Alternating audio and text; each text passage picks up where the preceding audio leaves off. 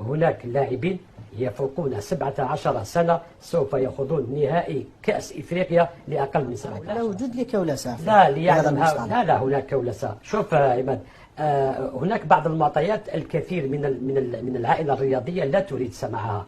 أتدري اليوم بأن غدا سوف تجري مباراة نهائية لأقل من 17 سنة؟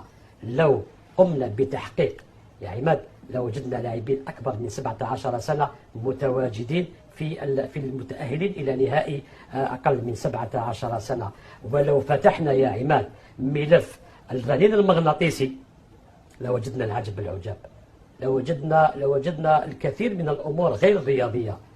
لذلك لا يجب أن نضع الكولسة على الهامش. نحن نحتضن هذه الدورة، دورة أقل من 17 سنة، والكثير. أنا أقول لك وأؤكد لك وعلى القائمين أن يذهبوا للتحقيق.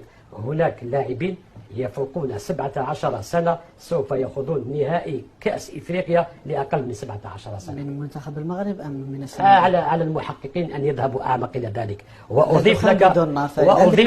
وأضيف لك معلومة ربما أخطر مما قلته الآن.